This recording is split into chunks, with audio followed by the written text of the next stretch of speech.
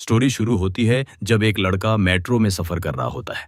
Film में किसी भी कैरेक्टर का नाम नहीं बताया गया, इसलिए हम इसे पैसेंजर बॉय कहेंगे। वो अपने फोन में खबरें देख रहा होता है और तभी मेट्रो में एक छोटा बच्चा रोने लगता है। एक आदमी उस बच्चे की मां पर चिल्लाने लगता है और बाकी सब लोग अपने फोन्स में घुसे रहते हैं। पैसेंजर बॉय को उस मां के लिए बुरा लगता है, लेकिन वो भी कुछ नहीं बोलता और ईयरबड्स लगा लेता है। तभी उसके फोन पर एक लड़की का कॉल आता है जो उसकी एक्स गर्लफ्रेंड है। पहले तो वो कॉल नहीं उठाता, लेकिन जब स्टेशन आता है और वो मेट्रो से बाहर निकलकर एग्जिट की तरफ बढ़ता है तो कॉल फिर से आता है और इस बार वो उठा लेता है। एक्स गर्लफ्रेंड बताती है कि वो प्रेग्नेंट हो गई है और पैसेंजर बॉय के पास वापस आना चाहती है, लेकिन तभी जब वो बच्चे की रिस्पॉन्सिबिलिटी लेने के लिए तैयार हो, यह सुनते ही पैसेंजर बॉय घबरा जाता है और इनहेलर का इस्तेमाल करता है। बात चल ही रही होती है कि नेटवर्क इश्यू की वजह से कॉल कट जाती है। पैसेंजर बॉय कॉरिडोर से होते हुए एग्जिट 8 की तरफ बढ़ता है। रास्ते में उसे एक आदमी ब्रीफकेस लेकर उलटी दिशा में जाता हुआ दिखता है। इस आदमी को हम वॉकिंग मैन कहेंगे। जैसे ही पैसेंजर बॉय पहला कॉरिडोर पार करता है, अगले कॉरिडोर में वही वॉकिंग मैन फिर से उसी उलटी दिशा में जाता हुआ दिखता है और कॉरिडोर भी बिल्कुल वैसा ही था।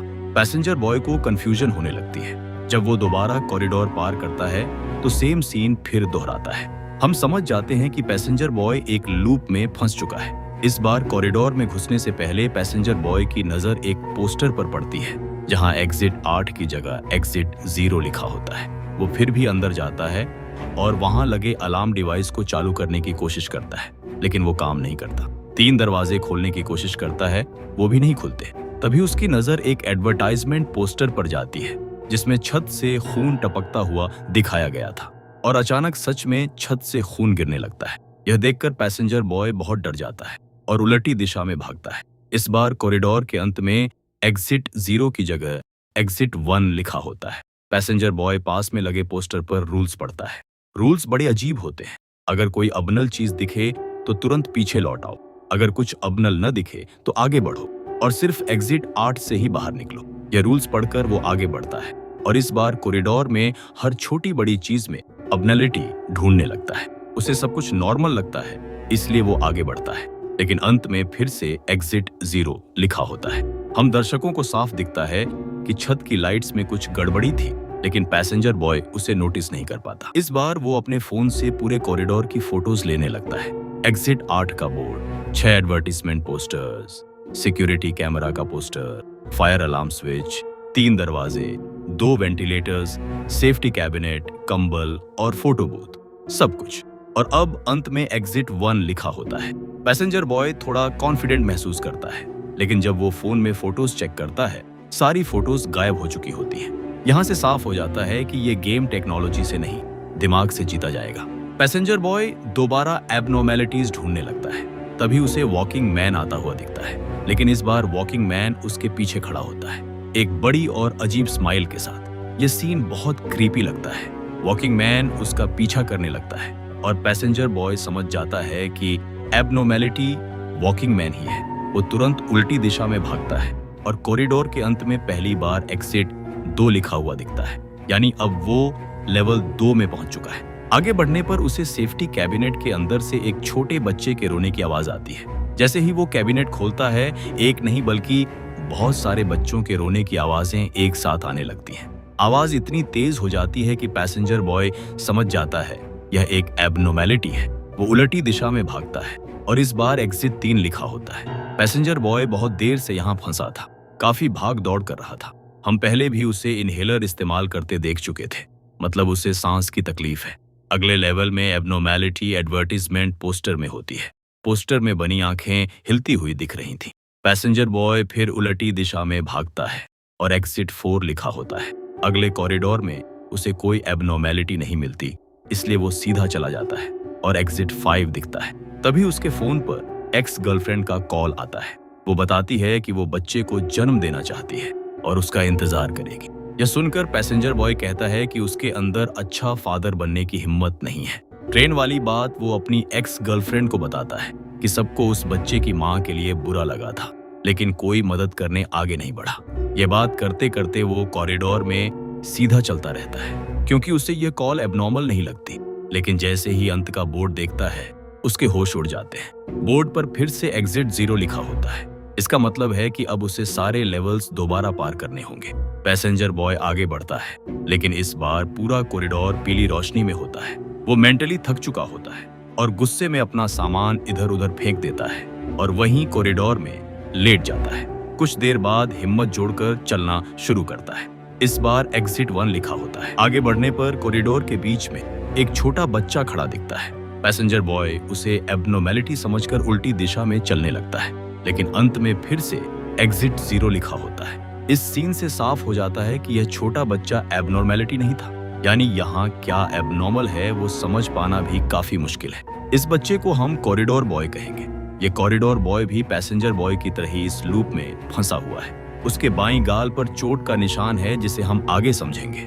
कॉरिडोर बॉय अचानक से कॉरिडोर की तरफ भागने लगता है और पैसेंजर बॉय उसके पीछे भागता है। बच्चा वॉकिंग मैन की तरफ इशारा करता है, लेकिन वॉकिंग मैन हमेशा की तरह रोबोटिक तरीके से सीधा निकल जाता है। अब हमें एक फ्लैशबैक दिखाया जाता है। वॉकिंग मैन और कॉरिडोर बॉय की स्टोरी इसी लूप के अंदर। पता चलता है कि यह दोनों भी काफी समय से इसी लूप में फंसे हुए थे। हम वॉकिंग मैन और कॉरिडोर बॉय को एक साथ कॉरिडोर में एबनॉर्मैलिटीज चेक करते हुए देखते हैं। सब कुछ सेम लगता है, लेकिन इस बार वॉकिंग मैन की जगह एक हाई स्कूल गर्ल कॉरिडोर में चलते हुए निकल जाती है। इस लड़की को हम वॉकिंग वुमन कहेंगे। उन्हें कॉरिडोर में कोई एबनॉर्मैलिटी नहीं मिलती और वो सेफली एग्जिट 5 तक पहुंच जाते हैं। अगले कॉरिडोर में जब ये एबनॉर्मैलिटीज चेक कर रहे होते हैं, तब वॉकिंग वुमन इनसे बात करना शुरू कर देती है। वो कहती है कि उसे एग्जिट नहीं मिल रहा, क्या वो इनके साथ चल सकती है? वॉकिंग मैन हाँ बोल देता है। थोड़ी देर बाद वॉकिंग वुमन अजीब सवाल पूछने लगती है। क्या यह कॉरिडोर नरक है? क्या हमें यहाँ सजा मिलेगी? रोज एक जैसी जिंदगी जीते जीते थक नहीं गए? यही लाइंस वो बार बार रिपीट करने लगती है, कभी नॉर्मल आवाज में, कभी भारी आवाज में, कभी डरावनी आवाज में, बिल्कुल किसी मॉन्स्टर की तरह। यह देखकर वॉकिंग मैन कॉरिडोर बॉय को पकड़कर उलटी दिशा में भागता है। इस बार बोर्ड पे एग्जिट 6 लिखा होता है। वो दोनों फिर से एबनॉर्मैलिटीज ढूंढते हुए आगे बढ़ते हैं। इस बार वॉकिंग मैन को कोई एबनॉर्मैलिटी नजर नहीं आती। जब वो पीछे मुड़कर देखता है तो कॉरिडोर बॉय एक दरवाजे के सामने खड़ा होता है।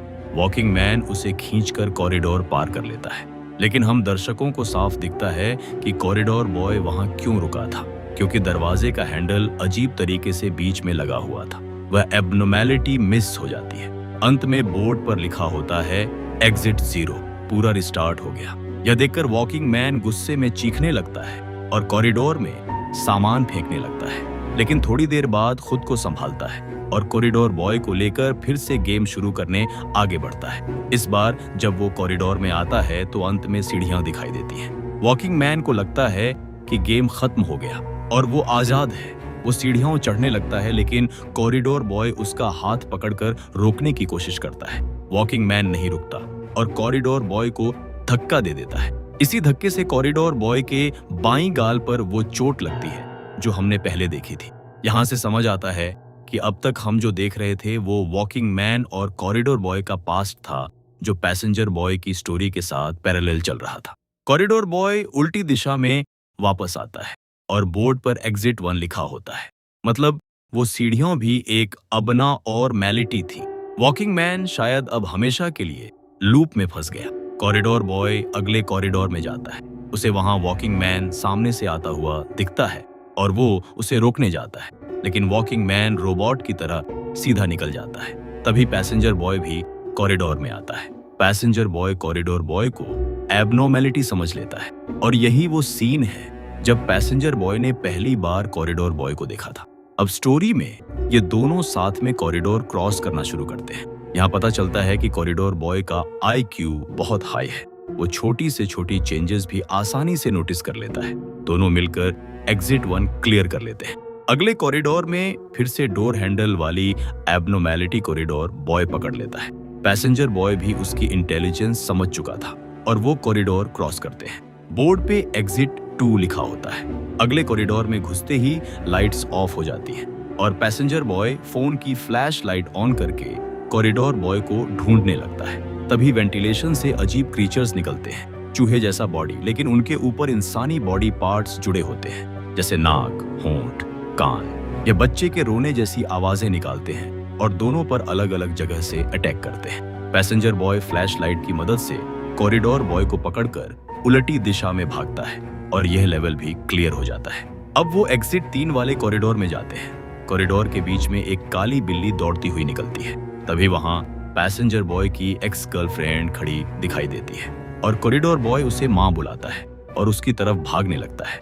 लेकिन पैसेंजर बॉय समझ चुका होता है कि यह भी एक अबनॉर्मैलिटी है। वो कॉरिडोर बॉय को रोक लेता है। कॉरिडोर बॉय बेहोश हो जाता है और पैसेंजर बॉय उसे उठाकर उलटी दिशा में चला जाता है। वो बोर्ड के पास बैठकर कॉरिडोर बॉय के होश में आने का इंतजार करता है।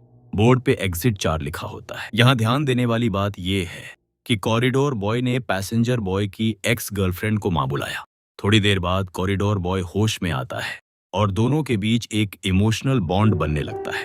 कॉरिडोर बॉय बताता है कि उसकी सिर्फ मांग है, उसने अपने पिता को कभी नहीं देखा।